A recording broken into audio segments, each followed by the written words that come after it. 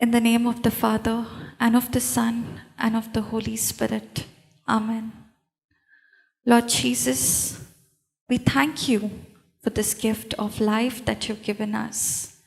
This beautiful opportunity, Lord, these resources, this beautiful retreat, and every person who is gathered here, and even those who are listening on YouTube. Your Spirit is ministering to each one of us. Holy Spirit, you know what each one of us needs. The way you teach us, nobody can teach us. The way you guide us, nobody can guide us. Holy Spirit, take complete authority of this session. Take complete authority of my mind and my vocal cords, so that let what you want to teach be taught in this class, and not what I want to teach, Lord. And I know, Holy Spirit, that you are going to confirm every word spoken over here with signs, wonders, and testimonies. We make this prayer in Jesus' name. Amen. So before we go into the teaching, most of y'all might not know who I am, okay? My name is Priyas, okay? So I'll share my testimony. 3 years ago, during COVID times, I was just like one of you sitting there. But the only difference was I was not attending the retreat in a place because there was the lockdown, but I was attending the retreat at my home, okay? At that time, I was going through depression and I was taking medicines to control the symptoms, panic attack, and whatever I was experiencing. And that was the time I did not know Jesus. I did not know the Lord. I did not know a single Bible verse. And I was trying everything on my own. And that is when my aunt shared to my mother about the JCILM teaching, the Word of God. And my mother put it on, okay? The first day when she put it on, you know what I did? I got up from the room and went to my room and I was watching Netflix. I was like, who wants to listen to this retreat? What is all this spirit? It sounds so ridiculous. Why? Because at that time, I did not know the Lord. But as the Word of God is a seed, it kept playing in my house. And we know that Romans 10:17 said, faith comes by hearing and hearing. I did not know when the Word of God, that seed, was planted in my heart. And I remember one day I was going to the kitchen to, drink some water, and somebody was sharing their testimony of how they came out of depression. And that, encouraged me. I was like, I have tried everything. I'm a doctor myself. I tried psychology. I tried psychiatric medicines. I tried all kinds of counseling, but nothing is helping me. So let me give this a try. Let me see what is this. So out of curiosity, I sat on the sofa and I kept hearing. And over a period of time, I realized that I want to hear more. I want to hear more. First day, I barely listened for 15 minutes. Then the second day, I started listening to half an hour. Then the third day, more and more and more. It came to a point where, I was full day listening to the word, and the desire for other things just went. And I realized that, hey, I don't feel depression anymore. I did not try to come out of depression. It just disappeared. How did it disappear? Not in one day. That time, I was immature. I did not know much of the word the way I know it today. But now the Holy Spirit made me understand. As I started spending more and more time in the Word of God, the seed called the Word of God has the power to destroy all the strongholds, all the lies of the devil. And that's when I realized that fear is a demonic spirit. Depression is a demonic spirit. It is a demonic spirit from the kingdom of darkness. And we have authority in Jesus. to bind all those spirits and cast it out by opening our mouth and speaking the word of God over us and over people around us. Praise God. And that is when I got healed. And the verse that touched me the most is Isaiah chapter 43, verse 1, that says, "Fear not, for I have redeemed you. I have called you by your name, and you are mine." For the first time in my life, when I saw that verse, I thought, I did not know that the Bible has such beautiful verses, because that verse was so personal to me. In that verse, I experienced that Jesus is personally speaking to me. He's telling me, "Priya, fear not, for I have redeemed you. I have called you by your name, and you belong to me." So what if somebody disowns you? So what if people say this and that about you? You belong to me. You're mine, and I will never leave you. I will never forsake you. And that verse, got me attracted to know about Jesus. And I wanted to know more and more about Jesus. And I see that over here, some of y'all have that thirst. Some of y'all are saying, "What this sister has, even I want it." Yes? So let's learn with the Holy Spirit. Holy Spirit is our teacher, right? He's going to teach us. Because, okay, I'll ask you this one question. So, are you a human being? Yes? How many of y'all think y'all are human beings? Raise your hands. Okay. Sister, can we go to 1 Okay. "And the very God of peace sanctify you wholly. And I pray, God, that your whole spirit and soul and the body be preserved blameless unto the coming of our Lord Jesus Christ." Till this time, I was believing that we have a body and a soul. I did not know that we are a spirit, we have a soul, and we live in a body. Okay? Just like we live in a house, in the same way, our body is a house in which we dwell. Okay? So my identity is that I am a spirit. I'll give you another example. Okay? If you all have been to funerals, okay, and say there is this person X, do you say Mr. X is coming? It's Mr. X's funeral, okay? Do you say Mr. X is coming, or do you say Mr. X's body is coming? Why do you say it is Mr. X's body coming and not X coming? Because the spirit has left the body.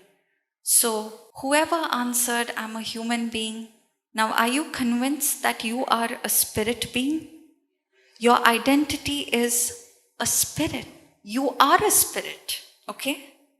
Why you are a spirit? Because in Genesis chapter 1 verse 26, God created us in His image and likeness. God is a spirit. Just as God is a spirit, He created us in His image and likeness. So we are a spirit. Then you will ask me, "Okay, sister, if we are a spirit, then why did God have to give me a soul? Why did God have to give me a body?" Correct? That question comes, right? I could have been a spirit. I wouldn't need a body. This body which is giving me so much trouble. This mind which is irritating me so much. Right? Praise God. Yeah, even I had these questions. Now tell me, okay? For whom did God create the earth? For us. I think that scripture is in Psalms 115, no, sister? Psalm 115 verse 16 says, "The heaven, even the heavens are the Lord's, but the earth hath He given to the children of men." So according to the scripture, the heaven belongs to God, but the earth He has given to man. And in this earth is physical, right? You can see the walls, you can see the fan. If you go outside, you can see the trees, you can see everything around you, right? It is physical. Say if I'm a spirit, can I see the beauty of creation that God has created for me? No, right? And that is why God gave us natural senses. If I don't have natural senses, my eyes, my ears, and all the other senses, I cannot live in this world. God created the earth for you and me. Why? Because He loved us. And because He loved us, He created it for us. And when He has created this earth, He also has to give us the five natural senses so that we can enjoy the beauty of creation around us. So now you understand that why we have a soul, why we have a body, to enjoy the creation. But many a times what happens? How Satan attacks us? He uses our physical senses to focus away from God. Yes. For example, okay, as I'm speaking the word of God, okay, I'm speaking words.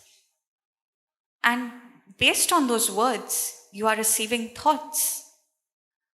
Some of you might be receiving thoughts which are taking you more and more towards the word of God, while some of you are receiving thoughts which are taking you away from the word of God. Anybody experiencing that? Yes? Praise God. So there is a battle going on, okay? And that battle is going on in our soul or our mind. In my soul is my five senses, my personality, my ability to choose, to think, to make decisions. The ability to choose and make decisions is not in my spirit, but it is in my soul. God is a spirit. I am a spirit. So, my spirit, when I am born again, when I accept Jesus as my Lord God and Savior, I have a brand new spirit. I am a new creation in my spirit. And that is why I have the desire to do the will of God, what God desires. But in spite of being born again, in spite of experiencing Jesus, in spite of having an encounter with Him, there are times I still fall. There are times I make mistakes. And the thought comes, right? Why do I make mistakes? Yes, it is because my mind is unrenewed. Because my mind still has that corruption. And that is why I can get distracted so easily. Even though I have the Word of God, I know the Word of God, I have a relationship with the Lord. When I choose to focus on the things of this world, I get distracted and I get taken away in a direction away from the Word of God. And this battle is going to remain as long as we are breathing oxygen. Praise God. Thank you, Jesus. Okay. So you understood? We are a spirit, we have a soul, and we live in a body. Yes? Now, how do I walk that life that God is calling me to live? I have a desire to do what God is wanting me to do. But how do I do it? Yes, even I had those questions. Because when I got born again, I was enjoying my relationship with the Lord. I never thought that I'm going to, stand here and share my testimony. I never thought that. When I got born again, my only one desire was I want to have a relationship with Jesus. I want to know who Jesus is. And that is where my journey began. And I started getting to know Jesus with the Word of God. Has it ever happened to you when you open the Bible and you come across a scripture and that scripture doesn't make any sense to you? You are trying to think and you're trying to understand, you're trying to use your wisdom, your intellectual capacity, your mind, and try to understand, and it is not making sense. Anybody like me? Yes? Praise God. Now, the Word of God, is it a physical thing or a spiritual thing? It is a spiritual thing, right? And I'm a spirit. Can I understand spiritual things with my physical senses? No. Praise God. And let's learn from the scripture. I had this question, okay? Lord, before I came to have a relationship with you, before I wanted to know you, why, whenever I would read the Bible, I would feel like sleeping? Why, whenever I would read the Bible, nothing would make sense to me? Okay? And Holy Spirit revealed to me through this scripture. But the natural man receiveth not the things of the Spirit of God, for they are foolishness unto him, neither can he know them, because they are spiritually discerned. If I try to understand the Word of God with my mind, with my thinking, with my five natural senses, it will appear foolishness. It will sound foolishness. And that is why, before I was born again, I could not understand the Bible the way I understand it now. Only the Holy Spirit can give you the understanding. Only the Holy Spirit can give you revelations. And when I got born again, my hunger for the Lord, my hunger for the Word started increasing. The first thing that happens when when Holy Spirit comes and dwells in your spirit, there is a hunger for the Word. You're so hungry for the Word that you don't want anything else. Your desire is, Lord, I want to know you. I want to know more and more what the Word of God says. And that is the first sign, okay, that the person is born again, when he's hungry for the Word. And I can see that there are many of you who don't know what the Word of God is, who have never heard things like this, but you have a desire deep inside you. I want to know who Jesus is. I want to know about the Word of God. And that is the sign that the Holy Spirit is bringing that desire. He's come to dwell in you, and He will never leave you. He will never forsake you. So, initially, I would listen to the teachings, okay? The teachings, and that would really give me the wisdom. But later on, after the teaching, whatever notes I would write down, I would meditate on it. And I started receiving thoughts. I would get thoughts based on it. And that was the Holy Spirit speaking to me. Because many a times when you hear in testimonies, the Lord spoke to me, the Holy Spirit spoke to me, thoughts come, no? Really? You can hear the voice of God? I'm not saying that you cannot hear the voice of God. There are times where God speaks to you, audibly. But if you ask me, till today, I never heard the voice of God. I only got the Holy Spirit speak to me through thoughts which were aligning with the Word of God. And how do you know whether it is Holy Spirit speaking to you, or is it your own thinking, or is it the devil speaking to you? For that, you need to know the Word of God. The Word of God will help you to discern between your own thoughts. The Word of God will help you to discern between the Holy Spirit speaking to you and whether it is the devil deceiving you. Praise God. And that is why we have to be rooted in the knowledge of the Word of God. Praise God. Thank you, Jesus. I didn't come here prepared, I didn't come here prepared what I'm going to teach. But I said, Holy Spirit, you are inside of me. You're dwelling in me. And you know what the crowd needs. There's somebody who wants to hear something which I don't know, but you know it. And that is why I offer my vocal cords to you. You do the teaching. Praise God. Thank you, Jesus. I'll share a testimony, okay? Before I started this preaching, my throat was dry, okay?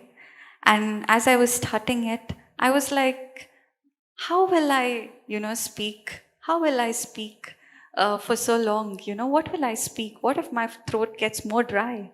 And as I started with the opening prayer, Holy Spirit asked me, is it you who's going to teach or is it I who's going to teach? Praise God. And as I started with the opening prayer, the Spirit of God took over and I didn't realize whatever I was feeling, I'm not feeling it anymore. Praise God. Thank you, Jesus. So this is the proof that Holy Spirit is speaking. And the same Holy Spirit who's speaking in me, speaking through me today, can speak through each one of you. More than you desiring a relationship and intimacy with the Holy Spirit is desiring an intimacy, a fellowship with you. Today the Lord is asking you, those of you, how many of you all want that thirst? How many of you all want that relationship with the Holy Spirit? Raise your hands. So let's go to John chapter 14, verse 16. So according to the scripture, Jesus is saying, and I will pray the Father, and he will give you another comforter, that he may abide with you forever, or sometimes forever. So this was the time before Jesus was going to die. Okay? He was speaking to his disciples. And he was telling them that I will have to go. But if I go, I'm not going to leave you alone. I'm sending you another person. Why am I sharing this? Because when we think of the Holy Spirit, we think the Holy Spirit is a dove. So I want it to be an interactive session, okay? So what do you think Holy Spirit is? Spirit of God. Spirit of God, okay. Anybody else? Okay. Anybody who thinks Holy Spirit is a dove? Anybody? Raise your hands. The third person of the Blessed Trinity. Yes, he's the third person of the Blessed Trinity. But some will be having thoughts, no? That Holy Spirit is a dove. Nobody? It's a counselor in the Bible. Praise God. Thank you, Jesus. So, according to that scripture, okay, John 14:16, Jesus said, I will pray to the Father that I will send you another person. Jesus at that time was in flesh and blood, okay? And he was in flesh and blood. And he was just like you and me. And his disciples could see him. When I initially came to the Lord, I was like, it would be so nice if I was born at the time of Jesus. I really thought that, okay? But at that time, Jesus was in flesh and blood. And he was accessible to very limited people. What I mean to say is that if he was in Galilee and somebody needed deliverance in some other place, say Samaria, he would have to take a boat or he would have to travel long distances to go to Samaria, right? Yes. But today, you and I have the Holy Spirit who lives inside of me. Even though I am alone in a place and I don't know what to do, I am not alone because Holy Spirit dwells inside of me and he is accessible 24/7. Even in the bathroom, he is accessible. You cannot take a person into the bathroom, right? But you can take the Holy Spirit in the bathroom because he is never going to leave you. He is never going to forsake you. And you can talk to him anywhere, anytime. He is accessible. Thank you, Jesus. So now all of you all are convinced that Holy Spirit is a person. He form of a dove, but that doesn't mean he was a dove. He was not a dove. He is a person. And like someone said, he is the third person in the Trinity. Okay? And it was important that Jesus went, because if Jesus wouldn't go, we wouldn't have the Holy Spirit, we wouldn't have a relationship with him, we wouldn't see the amazing things we are seeing. Because Jesus said, right? Verily, verily, I say to you, whoever believes in me will do the very things and even greater things, because I go to the Father. And who is helping us to do the greater things? It's Holy Spirit. Thank you, Jesus. So only Holy Spirit can convince somebody. My job here is to open and speak faith-filled words. It is the Holy Spirit who confirms every word spoken over here with signs and wonders. Praise God. Praise God. Thank you, Jesus. Thank you, Jesus. So first point is, Holy Spirit is a person. Okay? Just like you and me, he is a person. Second thing, he is the third person of the Trinity. Okay? And the third point is, just like you and I have feelings, Holy Spirit. Okay. Better? Yeah. Thank you, Jesus. Okay. Holy Spirit also has feelings. So, Holy Spirit also has feelings. Okay? And that is why, before I was talking to you, that we have a conflict. We have a conflict that even though we know the right thing and we are tempted, we want to do the wrong things. At that time, have you experienced a tiny voice from inside telling, no, don't do this? Yes? That is the Holy Spirit's voice. The Holy Spirit's voice is a very meek voice. It is a soft voice. He convicts us into all truths, not some truths. And that is why anytime in any decisions of our life, whenever we are thinking, being carnally minded, Holy Spirit immediately comes to our rescue and he convicts us. He tells us, don't do this.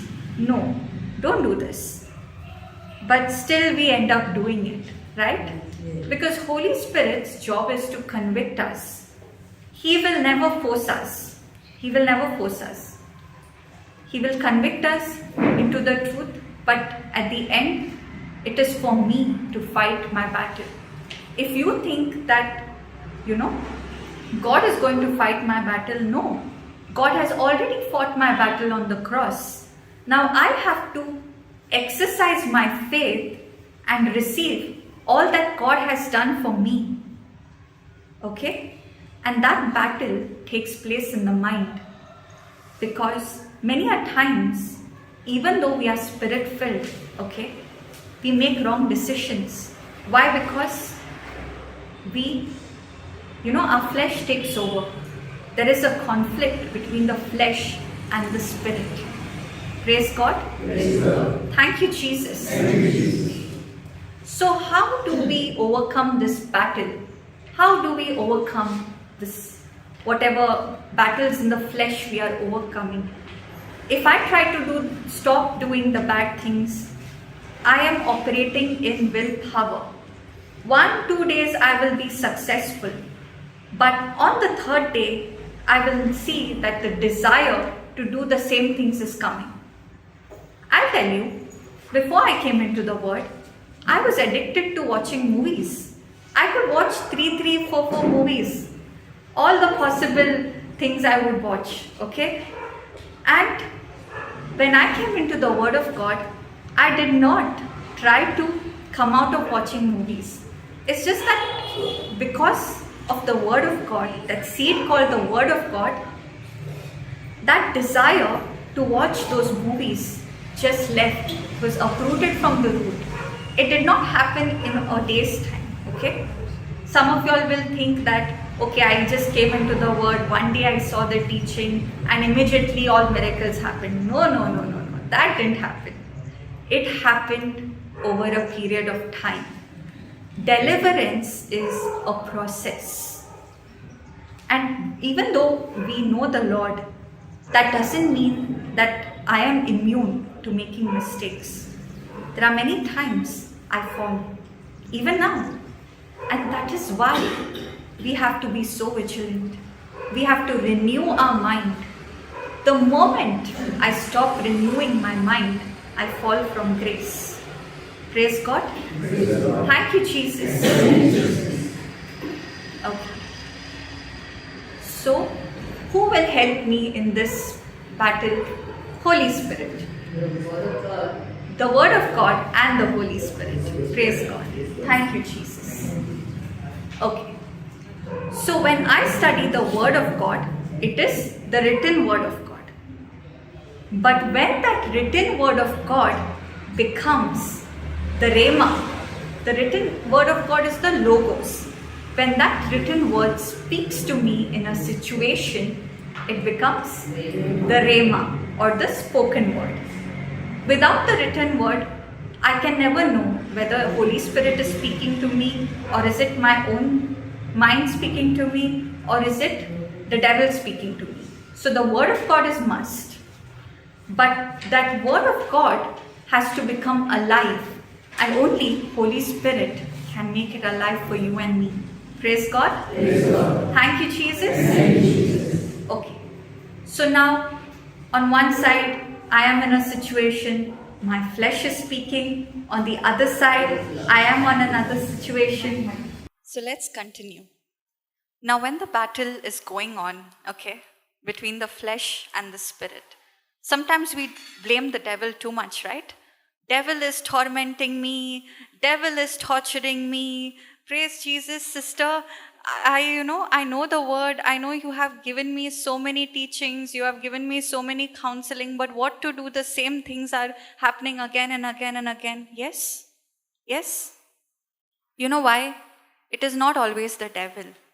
There is another enemy. You know who is the enemy? Our flesh. Yes. And that is why we have to crucify our flesh.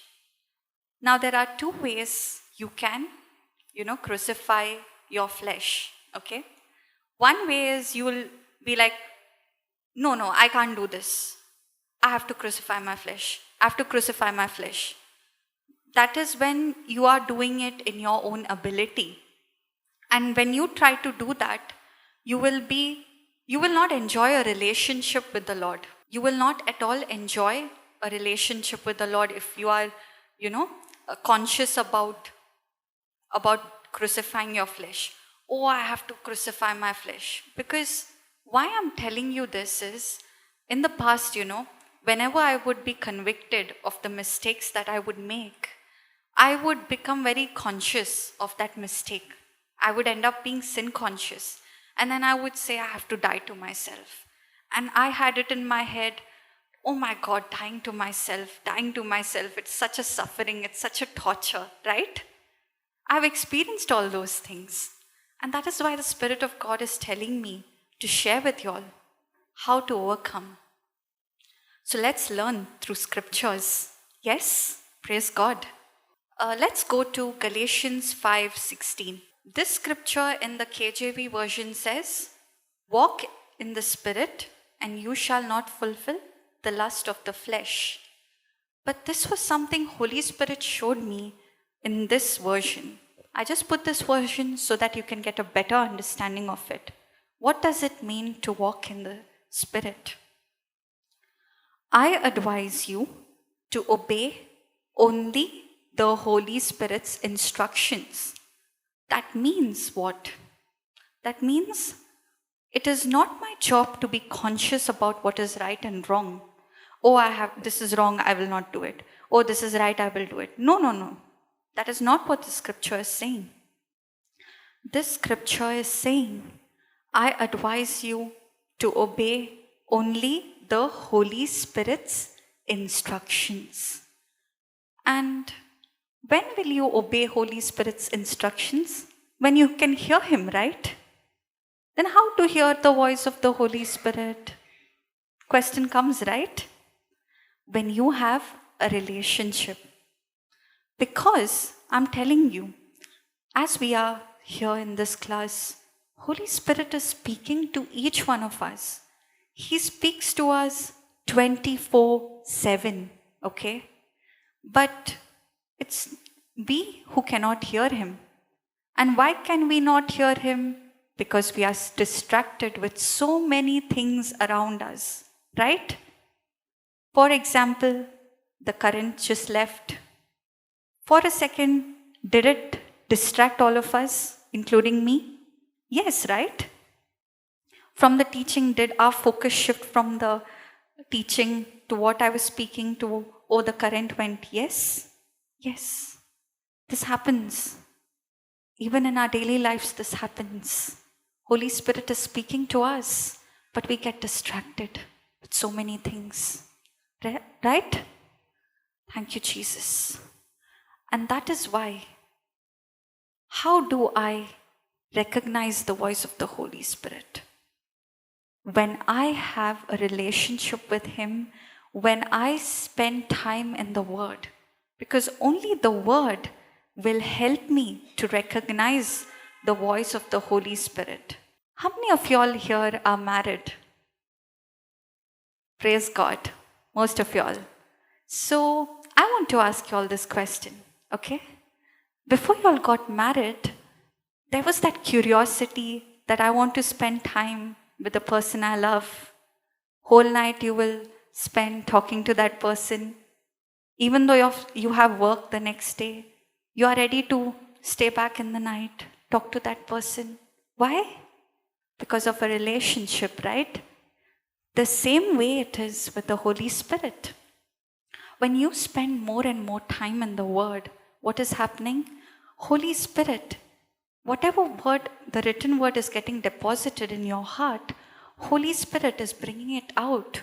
And when you're asking Him after the class, you're asking Him, Holy Spirit, teach me, show me what this means, how I can apply this in my life and be a blessing to all around me. He guides you. And that can happen when you fellowship with Him. Okay? So it's an intimacy. It's about relationship. If you ask me, sister, I want 10 points how to have relationship with the Holy Spirit, I'm going to tell you, sorry, relationship with Holy Spirit is not a formula, because I also don't know what works for me may not necessarily work for you, because Holy Spirit is creative. Sometimes He will tell you pray in tongues. Sometimes He will tell you study the word. Sometimes He will tell you go and minister to somebody. Sometimes He'll tell you preach the word.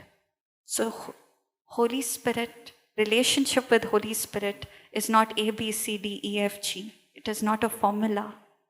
It is just a relationship of love. Praise God. So here I'm just going to tell you that my experience of how I fellowship with the Holy Spirit. And based on what you hear today, it is up to you how to discover your relationship with Holy Spirit. Because every person's relationship with Holy Spirit is unique. Praise God. Thank you, Jesus. Okay. So, first thing is, I have to, focus on the word. When I spend more and more time in the word, I am feeding my spirit. And as I am feeding my spirit is becoming stronger. I am able to discern things spiritually. And as I'm able to discern things spiritually, the voice of the Holy Spirit is more and more clearer. It is a process. It is not going to happen in a day's time. Okay? It is a process. Every day. That is why consistency is important. Every day you make a decision to spend time in the Word. Then you will tell me, sister, but I have this, I have so many things. I have my family, I have my children, I have my work. I do understand that because, I'm also a doctor. I work in a hospital. Right now I don't, but before I was working. And that time, there were so many situations where I didn't know how to go about things, how to go about, certain problems that were happening. And that is when Holy Spirit would guide me. He is accessible to you every moment. It's not that when you're only sitting here and you're listening to the Word of God, okay, that Holy Spirit speaks to you. Even as you're going out of this room, Holy Spirit is still speaking to you, okay? I'll give you an example how Holy Spirit helped me in my work. So, when I was working in the hospital, I had to take care of patients, okay, who were operated. And when they are operated, we give them anesthesia, because of which the urine retains in the bladder, okay?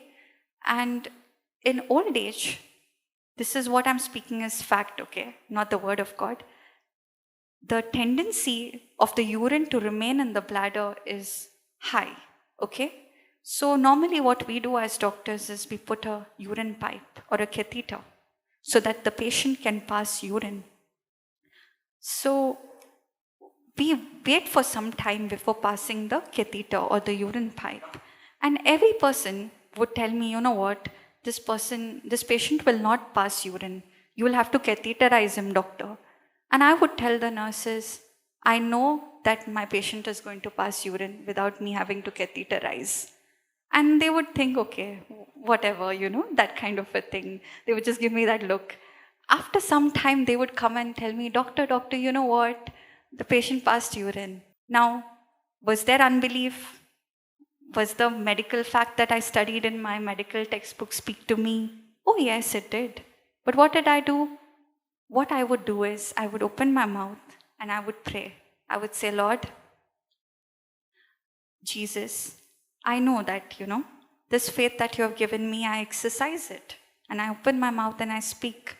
I know that this patient is going to pass urine because I know for me to catheterize is not a big deal.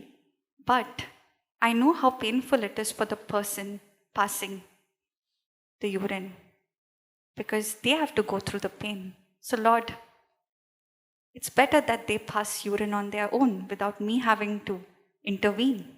And I thank you and I praise you. I would just say this and I would continue to do my work. And the Lord would help me. The Holy Spirit would help me. This would never be possible on my own. This would be the Holy Spirit guiding me. Praise God. And just as the Holy Spirit guides me, He guides each one of us. Because He is not just my comforter, He is even your comforter. Praise God. Thank you, Jesus. So first thing is, spend time in the Word.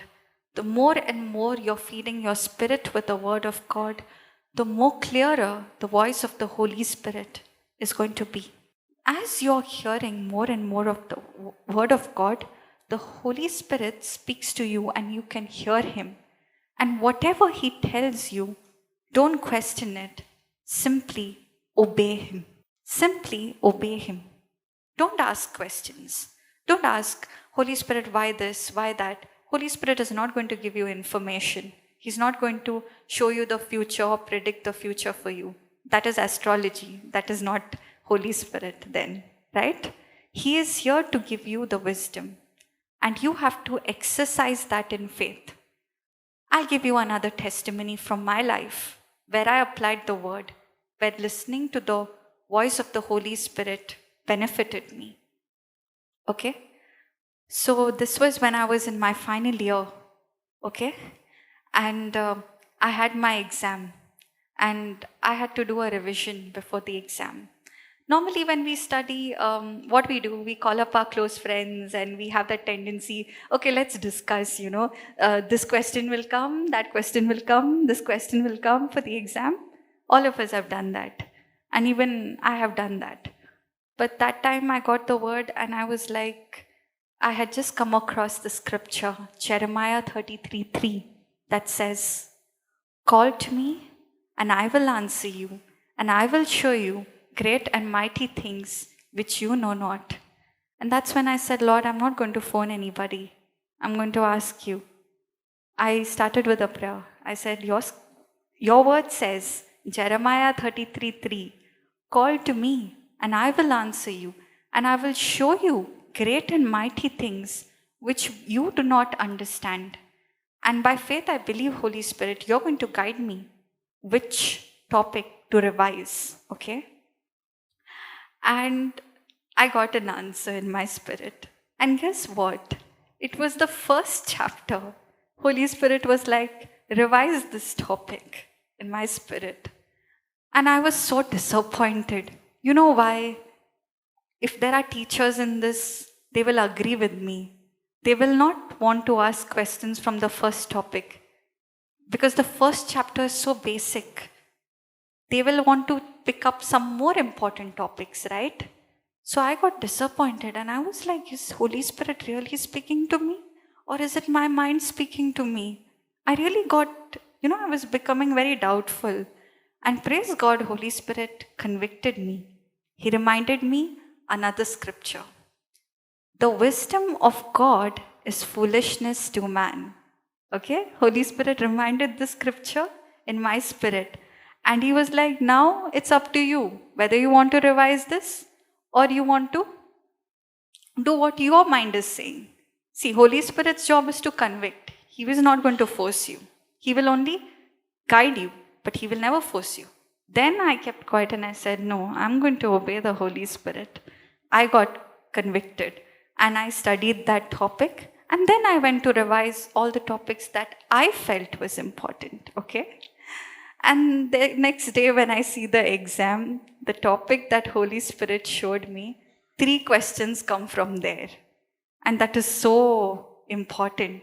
If I had not made a decision to obey Holy Spirit, I would have missed out on that, right? So just like how Holy Spirit guided me, He's guiding each one of y'all. Yes? Praise God. He guides you. And I'm sure each one of you have experienced that. That, don't do this. Wait for some more time. But still, we go by our flesh. And we still, when it's too late, then we start regretting, oh God, why did I make this mistake? I should have listened to the Holy Spirit. Yes? Thank you, Jesus. It doesn't matter. God is saying, whatever you have done, even 5 minutes back, forget 5 minutes back, even 1 minute back, I'm not going to remember.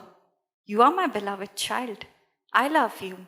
As long as you're going to get up from where you've fallen, I'm going to help you. We are a team. You and the Holy Spirit are a team. You're never alone. Praise God. Thank you, Jesus. Hallelujah. Isn't this beautiful? Because I'm also learning with y'all as Holy Spirit is teaching you and me so many things. So, brother, you are receiving the information. Every day, your 5 natural senses are receiving information, correct? Based on the information you're receiving, that governs your thinking, that governs your feelings. For example, say you made a decision of something and things are not happening the way you want. The physical speaks to you and you are feeling negative. Why? Because of the facts, because of the physical things around you, right? So, the job of our soul is, based on the information we receive, it is making decisions. The ability to choose, to think, to make decisions is in my soul. It is not in my spirit. Because if it were in my spirit, then we wouldn't be having this Bible class. All of us would be living a spirit-filled life. We would never be making mistakes, right? Between my body and my spirit, the soul is the connecting part. My spirit and my body, there is no connection, okay? But the soul is the connecting part between the spirit and the body. So based on the information my body is giving, my soul has an opportunity to act on that. For example, I'll give you my only testimony. Many a times, when I have to go to work, or say, for example, I have to get up in the morning, okay? So when I have to get up in the morning, okay, the spirit is telling me, get up. It's early morning, you better get up and start your day. But my flesh is saying, my body is telling, I want to sleep for another 5 minutes. Anybody like me? Yes? So you're receiving two information at the same time. One from your spirit, which is telling you to do the right thing, and one from your body, which is telling you to do what you feel like doing. Now it's up to me. I cannot do both the things, no? Can I get up and sleep at the same time? I have to do one, right? So what am I doing? I'm choosing, right? So that choosing is not in my spirit. It is not in my body. Then where is it? The soul. So understood, brother? What is the function of the soul? To choose and make decisions. Praise God. Anybody else would like to ask something? Yes, brother. Sister, you said that there are two ways of crucifying the flesh. One is having the relationship with God, and what's the other? Yeah, two ways. So what I was trying, okay, I'll make it more clearer. What I was trying to say, okay? What I meant by that is, one is where I'm depending on my own ability. See, I can do a right thing by my own ability, and I can do it without, without any pressure, okay? Like there is one person who is struggling. For example, say, thank you, Holy Spirit. He gave me one example, okay? Now I have to study. There are two students, okay? Both want to do the right thing. Both want to study and both are hardworking. One person is like, I have to study, I have to study, I have to get good marks. And he's spending 7-8 hours, but he's struggling and doing it. Okay? That is one person. Another person is, he's not bothered about the exam. His focus is, I love this subject. I'm enjoying what I'm doing. And because he's enjoying what he's doing, he's not even conscious of the fact that he's ending up studying more than the person who's struggling and doing it. Understood my point, brother? So, one person can depend on his own strength and try to crucify his flesh, which is not going to be useful in the long run, because he is depending on his own self. And there is another person who is enjoying his relationship with the Holy Spirit, and he is so conscious about his relationship, his intimacy with the Holy Spirit, that he's not even realizing that he has already crucified the flesh. That is what it means. Listen only to the Holy Spirit. Be led by the Spirit. Praise God. Thank you, Jesus. Is this teaching benefiting you all? Praise God. That's how the Holy Spirit teaches us. The way He teaches us, nobody can teach us. Yes, brother. You spoke a interesting thing. You said, as a doctor, because everybody goes to the hospitals to pray. Because since you are a doctor, what you said, that pipe, you don't fit that pipe, correct? Yeah. You tell them not to fit a pipe. No, yes, brother, you And can then continue. afterwards, suppose you're a doctor, you told them not to fit a pipe, correct? Because they will urinate on their own. Yeah. Yeah? Yeah. Is it that? Okay, I'll make myself more Because clear. what happens when we go to pray in the hospitals, so we also we cannot tell the doctors, right? Not to put a pipe, not to do this, right? You understand me? Yes, brother, yes. So that we can pray so that the pipe should be removed fast when we go to pray.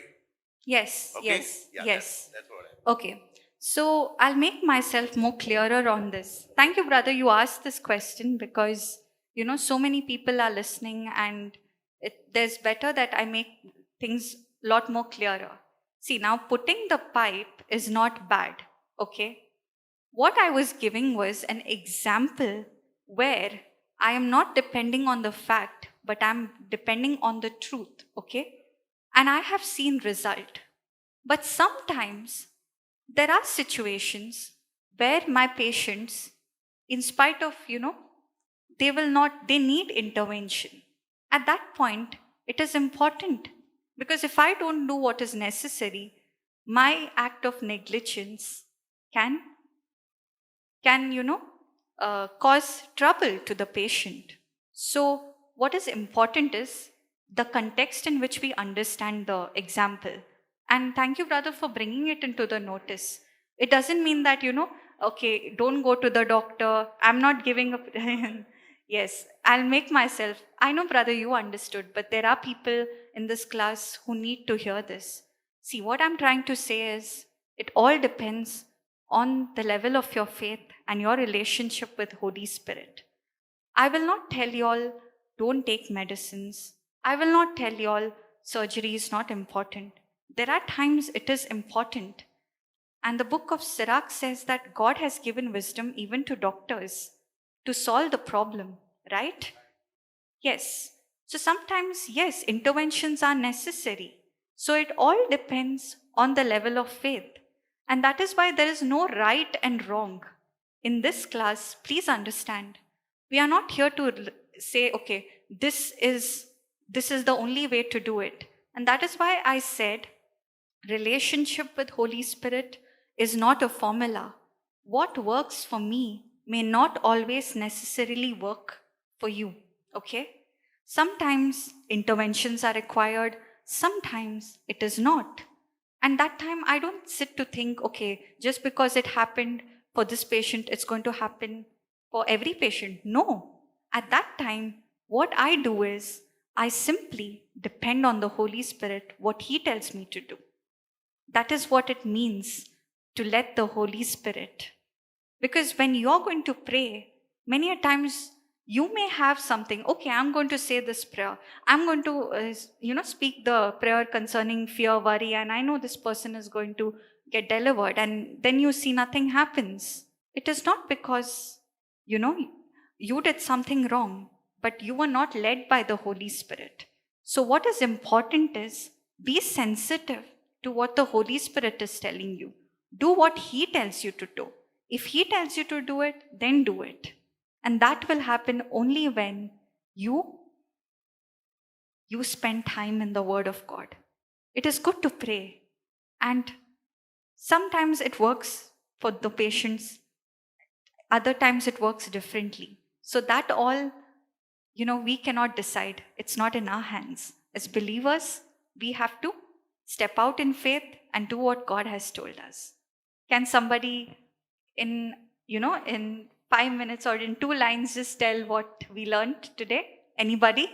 Anybody would like to take this opportunity? Come on. The Holy Spirit is not inside just me. He's inside each one of you. Who's going to take this opportunity? Praise God. Yes, sister. We learned about the spirit, soul, and the body. How the spirit world is unseen world, as she said. The soul is according to the 5 senses, and we are a spirit being in a body, possessing a soul. And the soul, the function of the soul is to help us to think, distinguish, reason out. The 5 senses, hearing, seeing, because we have a body. And the spirit world is unseen, that is the word of God. So depending on the word of God, wholly 100%, help us to be in a good relationship with the Holy Spirit.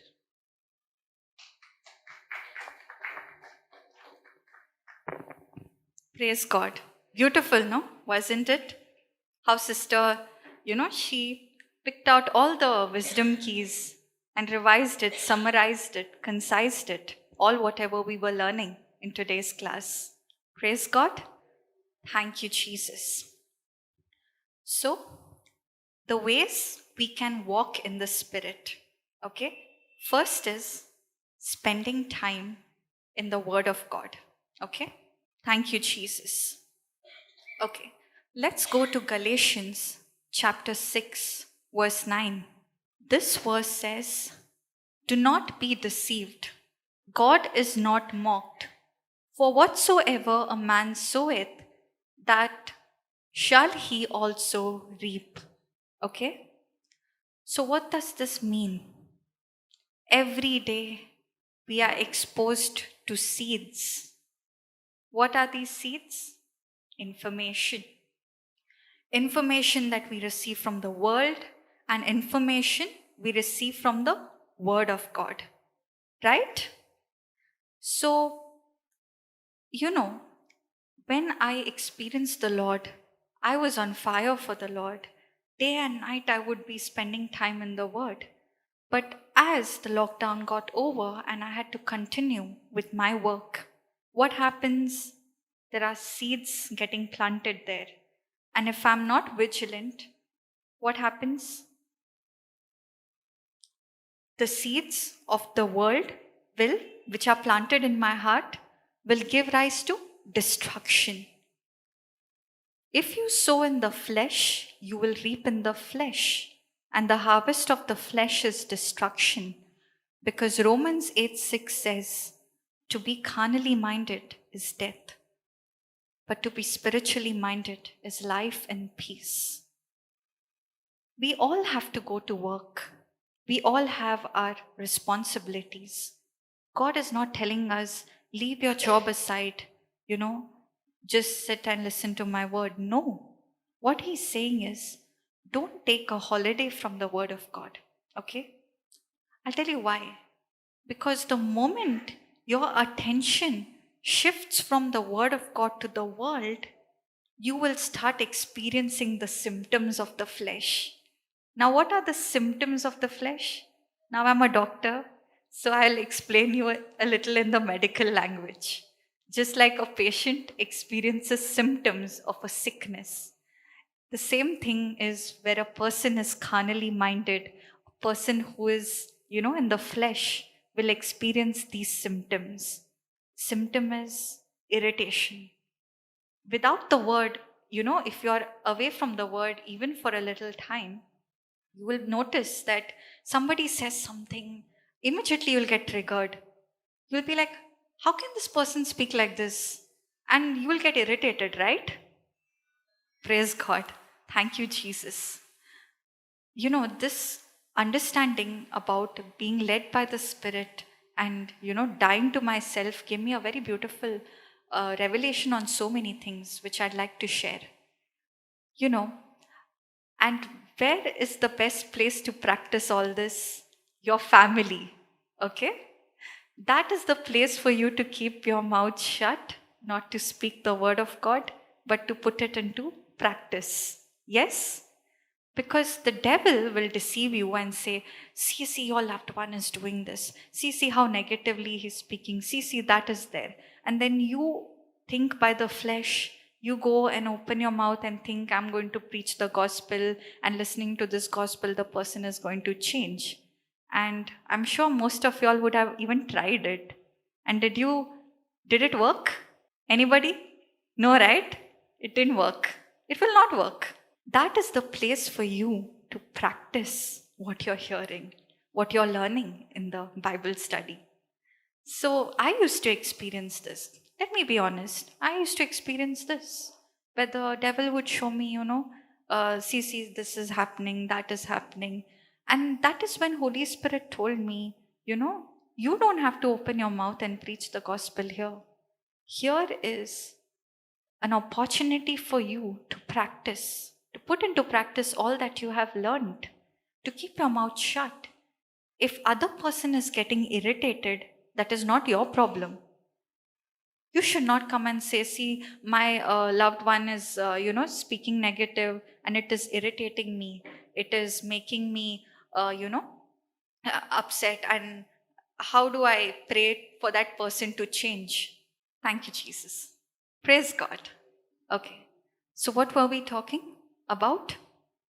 One of the symptoms of irritation. When your loved one does something wrong and you are so enthusiastic, and in the white book there is one prayer called Prayer for the Unsaved Loved One, and you're dedicatedly day and night you're confessing that, which is wonderful. I'm not saying don't confess that. But while confessing that, is your focus on my loved one has to change? Or is your focus on, Lord, how can you change me? If I am experiencing irritation because of what other people are doing, then I am the one who needs correction, not the other person. Because anywhere in the Bible do you see Jesus reacting? The Pharisees would come and they would speak a lot of things.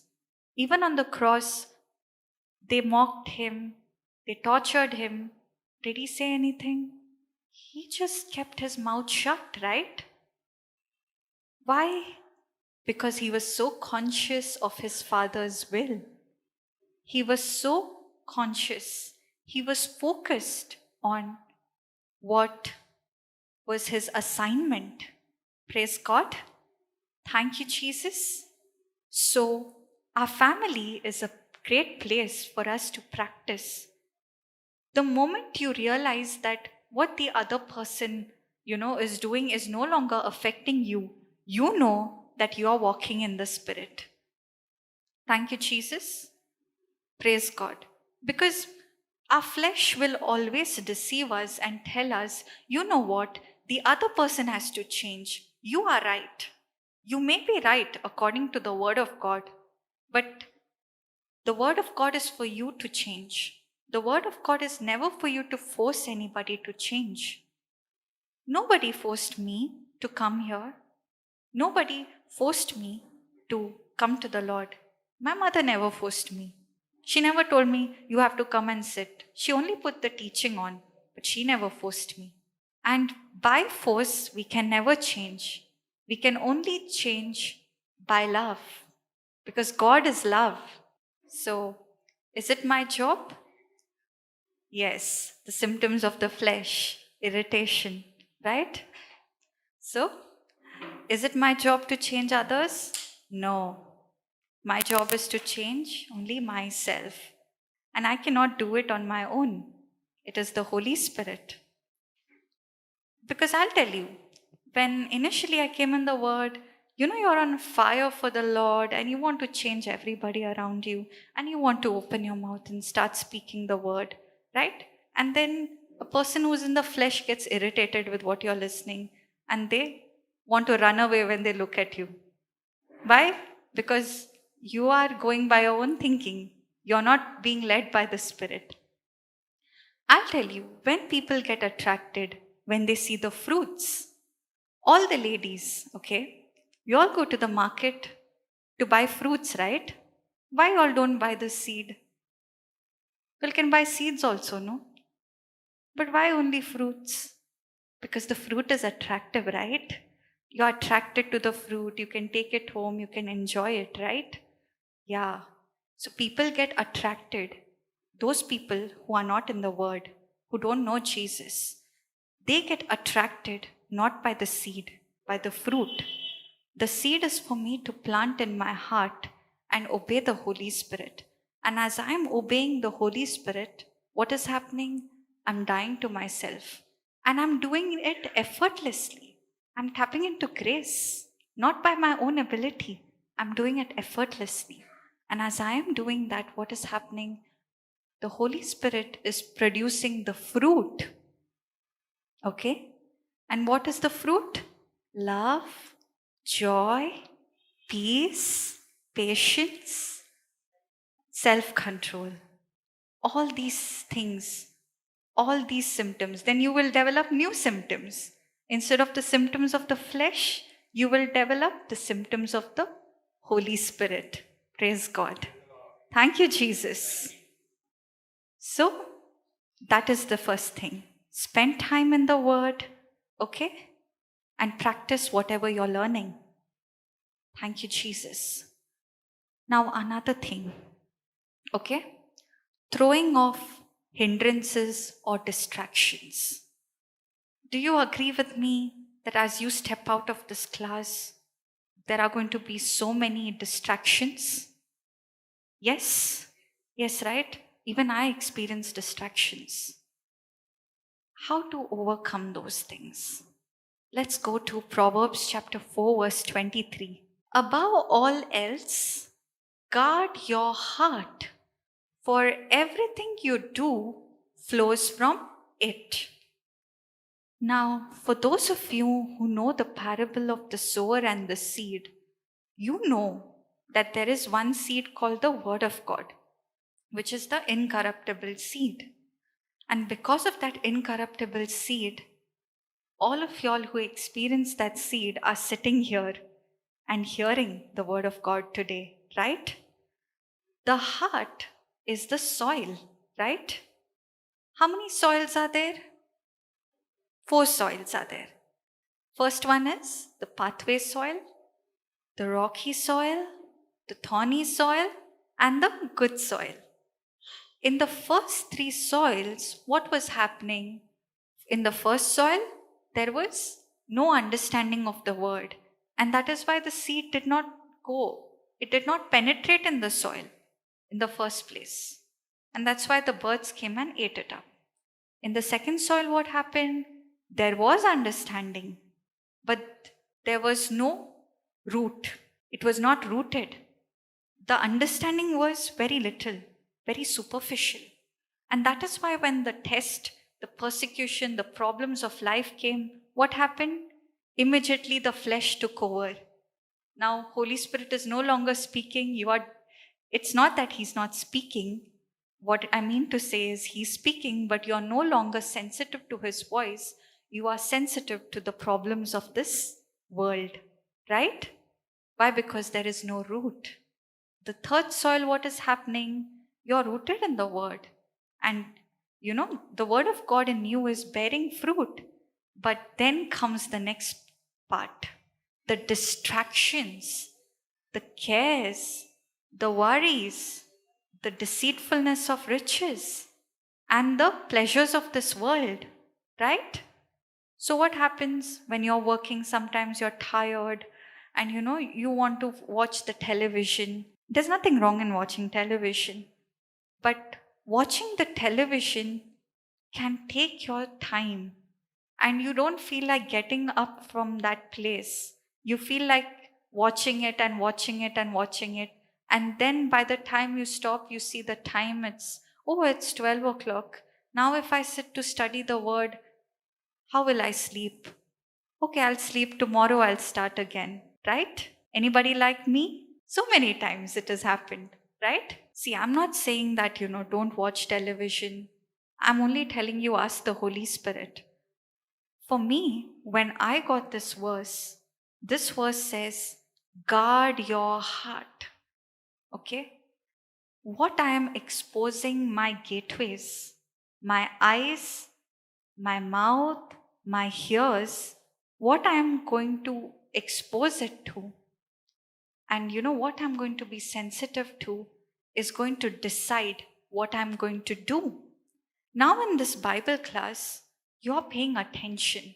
And whatever you're paying attention, as you choose to meditate on it and put it into practice, you are seeing results. But when you go home, is the enemy going to sit quietly?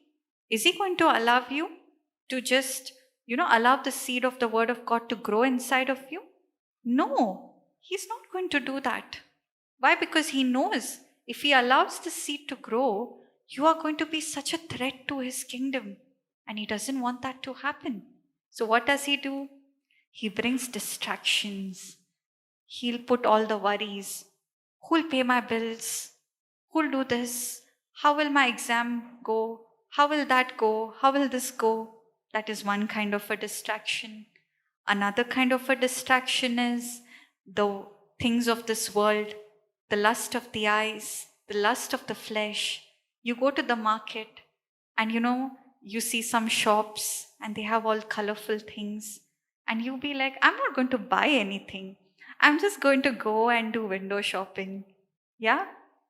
And you go there and you don't realize 2 hours are gone. And finally, you realize that you don't have time for the word. I used to make such excuses. I have no time for the word. Work is hectic. These are all excuses. The truth is, I have time. The truth is, I don't want to say that the word is not my priority, right? The truth is, I have time. All of us have time. But the word of God is no longer my priority. And when we make a correction, okay, by saying that I am going to make the word of God my priority, I'm not going to let this distraction distract me. And I'm going to do it with the help of the Holy Spirit. Holy Spirit gives me the grace. Praise God. Thank you, Jesus. So the first thing is spend time in the word, grow in your relationship with Holy Spirit. And the second thing is remove distractions.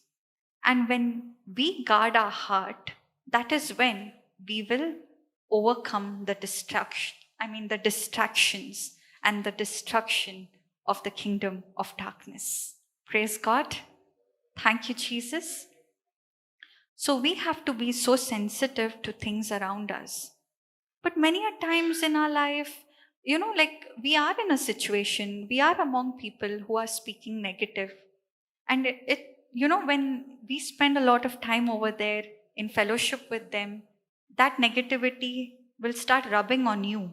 So when Holy Spirit is telling you, child, get up from that place and walk off, the question comes, if I walk off, what that person will think about me? Yeah, right?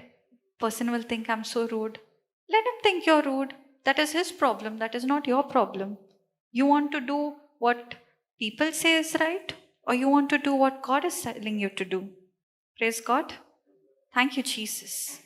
So it is so important to guard our heart, and we can guard it by choosing what information I am choosing to focus on. There are so many information we are receiving. For example, okay, in this class, you are hearing my voice.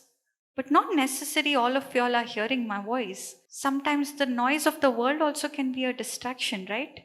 Can take your focus away, right? So this is a test. This is a practical way where we can learn how to make it a decision to focus on the word, regardless of what is happening around me. And when I consistently do it every day, that is when I begin to abide in the presence of God. And wherever you go, you'll start seeing supernatural things. You will no longer walk in, natural. As a natural person, you will walk with victory wherever you go. Praise God. There is more things, but I'll tell you one last thing, okay, before we close. The last thing is praying in tongues. Praying in tongues is such a powerful tool against the lies of the devil. You don't know what to pray. Pray in tongues. That is the best prayer. I will tell you how praying in tongues helped me so many times, okay? So, when I was working in the hospital, I had a misunderstanding with a colleague, okay? And because of that, there was things like, whenever we would come face to face, he would always ignore. And I would not like it, I would be like, Lord, I don't want this. How long will it continue? Whatever the misunderstanding, how do I go ahead and make him understand? I can't do that, right? I don't know what is in his mind. How will he take it? And all those things. And that's when I asked the Holy Spirit, what to do? Help me. And Holy Spirit said, you know what? In the kingdom of God, God is not looking at your actions. God is looking at your heart condition.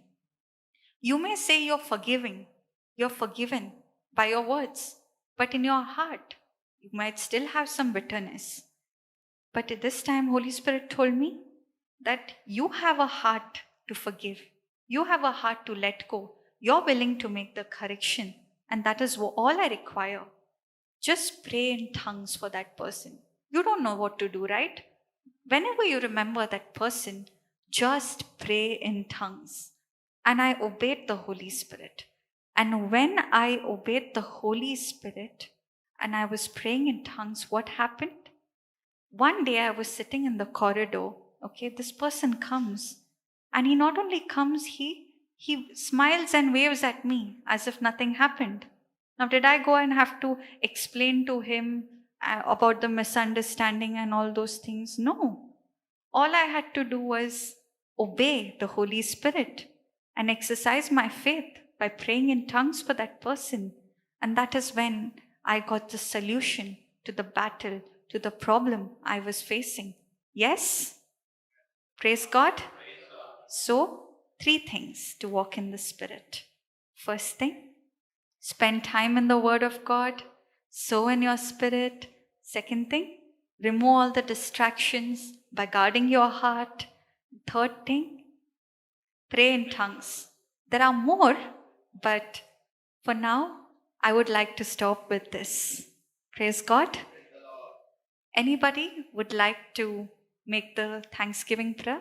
Thank you, Jesus. Thank you, Holy Spirit. Thank you, Abba Father, for being with us in this class.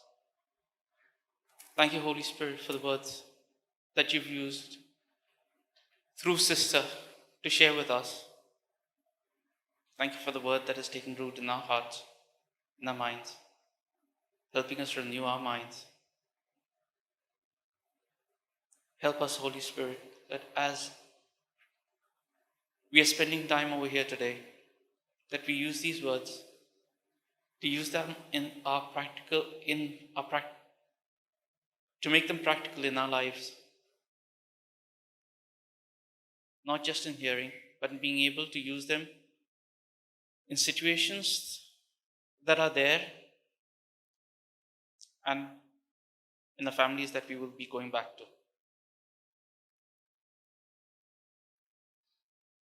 Thank you, Father. And we make this prayer in the mighty name of Jesus. Amen.